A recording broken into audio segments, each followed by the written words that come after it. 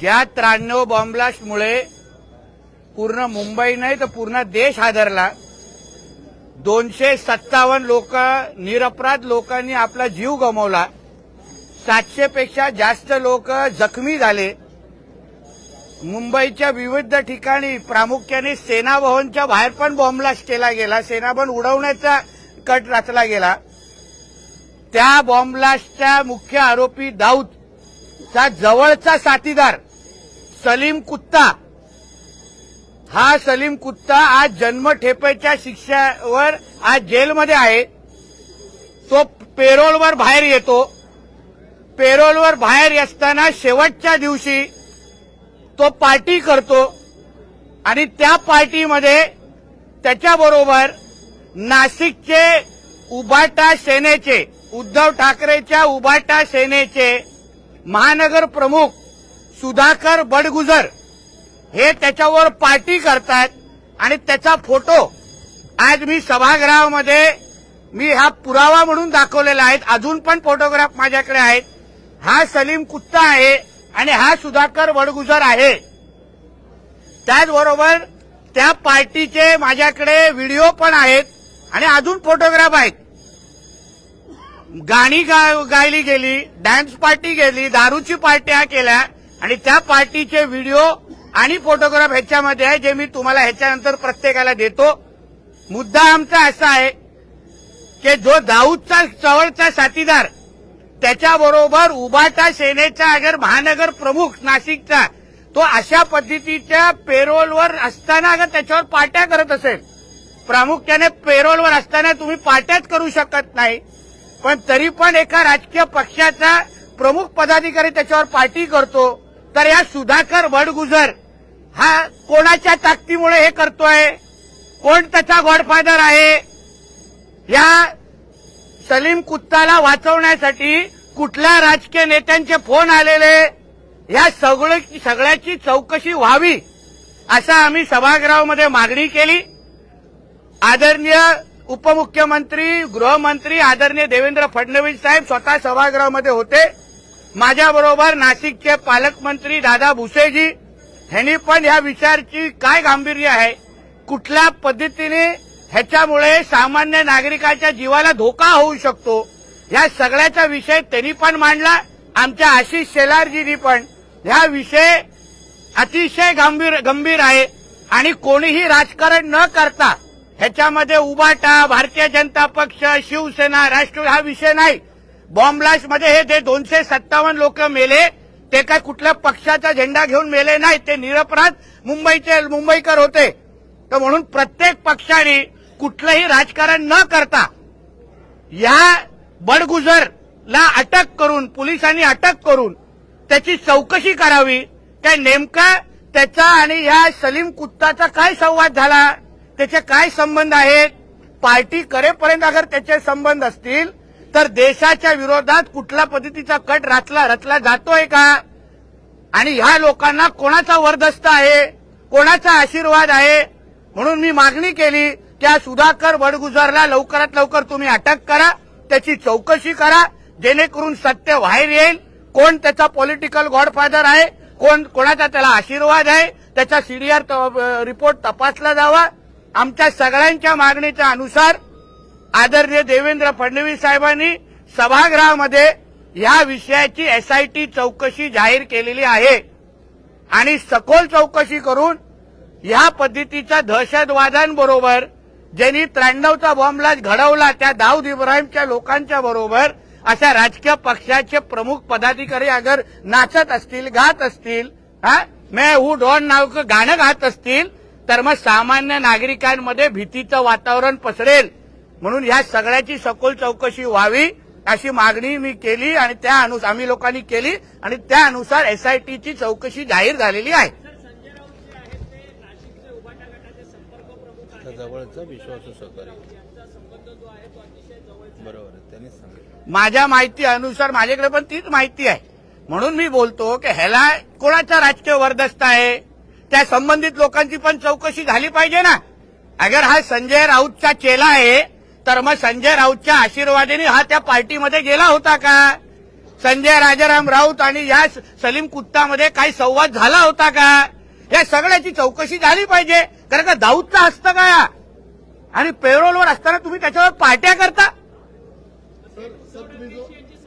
हा, आता चौकशीमध्ये बाहेर येईल. तुम्ही जो फोटो दाखवताय पार्टी करताना अनेक जण फोटोग्राफ घेताना देखील पाहायला मिळत आहेत.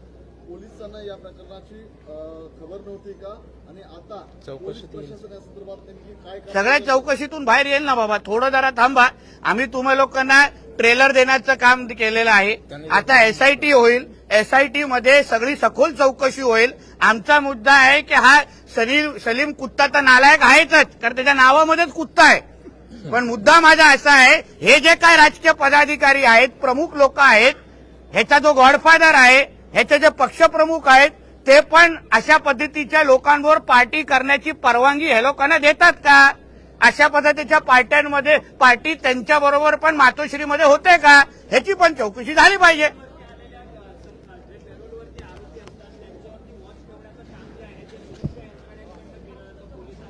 चौकशीत येईल ना. एक लक्षात घ्या, गृहमंत्री साहेबांनी आता एसआयटीची चौकशी केली, जाहीर केलेली आहे. सगळं दूध का दूध पाणी का पाणी होईल. फक्त एक मुद्दा मला प्रकर्षाने सांगायचा आहे की लवकरात लवकर या सुधाकर बडगुजरला तातडीने अटक करावं.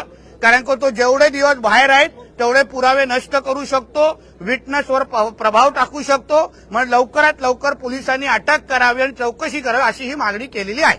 धन्यवाद. अभी एसआईटी में बाहर आ जाएगा. आता हा विषय काय काय तो आता विषय दुसरा एपिसोड घ्या ना, परत येतो ना अर्धा तासांनी. तुम्हाला काही झालं तरी पण तुमचा काटा एकीकडे आहे, तुम्हाला गंभीर वाटत नाही. हा ते पण ती चौकशी सुरू आहे ना, तुम्ही त्या चौकशीची माहिती घ्या. काय बोला? एसआयटी ना त्याच्या वरच्या स्तराची चौकशी सुरू आहे. तुम्ही जरा ती माहिती घ्या आणि मग माझ्याकडे प्रश्न विचारा. फोन पकडण्या एवढा तो विषय सोपा नाही. मी कशाला मागणी करू जेव्हा चौकशी सुरू आहे तेव्हा? आता केंद्राची चौकशी मोठी आहे की एसआयटीची? विद्यार्थी शाळेमध्ये शिकवलं नाही? बाकीचे उत्तर हे देतील. ह्या विषयावर फोकस करा. हे दहशतवादी आहे. ह्याच्यापेक्षा तुम्हाला काय महत्वाचं वाटत असेल तर मला आश्चर्य वाटतंय. सलीम कुत्ताचा विषय माझ्यासाठी महत्वाचा आहे. हा अगर सुधाकर बडगुजर बाहेर राहिला तर देशामध्ये परत 93चा बॉम्बलास्ट होऊ शकतो. बोले ये आज विधानसभा में 93 बॉम्ब ब्लास्ट का जो प्रमुख आरोपी है दाऊद इब्राहिम, उसका करीबी सलीम कुत्ता जो लाइफ जन्म टेप में लाइफ उसको सजा लगी है, लाइफ इम्प्रिजनमेंट लगी है. और जब भी वो पेरोल पे था, पेरोल के खत्म होने के आखिरी दिन पे उसने एक पार्टी की और वो पार्टी में उसके साथ उद्धव ठाकरे के शिवसेना का, उबाटा के शिवसेना का नासिक महानगर प्रमुख सुधाकर बडगुजर, ये उसके साथ उन्होंने पार्टी की. जो ये फोटोग्राफ में दिख रहा है उस पार्टी के वीडियो भी मेरे पास है. वीडियो में गाने गाए जा रहे हैं, नाचा जा रहा है, दारू की पार्टी चालू है. तो ये सारे का इन्वेस्टिगेशन होना चाहिए. ऐसी मांग मैंने और नासिक के गार्डियन मिनिस्टर हमारे दादा भूसे जी है, हमारे आशीष शेलार जी है और हमारे बहुत सारे सदस्यों ने साथ में मिलकर की कि इस तरीके से टेररिस्ट लोगों के साथ अगर पॉलिटिकल पार्टीज के ऑफिस प्रमुख लोग अगर पार्टी करने लग गए तो हमारा देश और राज्य सुरक्षित नहीं है.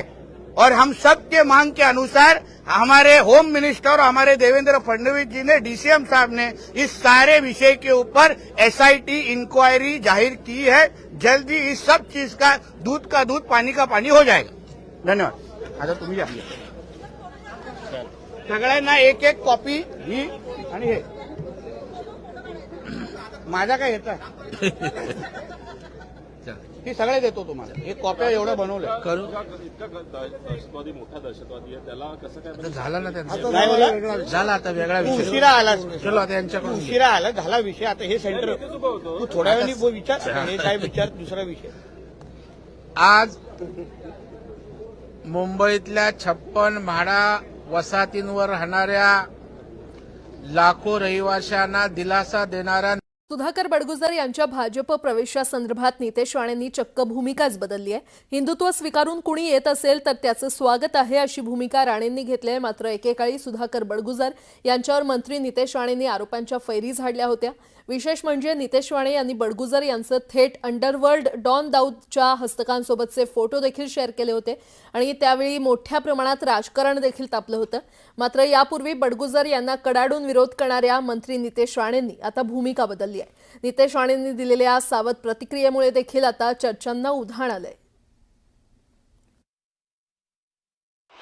की जो दाऊदचा जवळचा साथीदार त्याच्याबरोबर उबाटा सेनेचा अगर महानगर प्रमुख नाशिकचा तो अशा पद्धतीच्या पेरोलवर असताना अगर त्याच्यावर पार्ट्या करत असेल, प्रामुख्याने पेरोलवर असताना तुम्ही पार्ट्याच करू शकत नाही, पण तरी पण एका राजकीय पक्षाचा प्रमुख पदाधिकारी त्याच्यावर पार्टी करतो, तर या सुधाकर बडगुजर हा कोणाच्या ताकदीमुळे हे करतोय?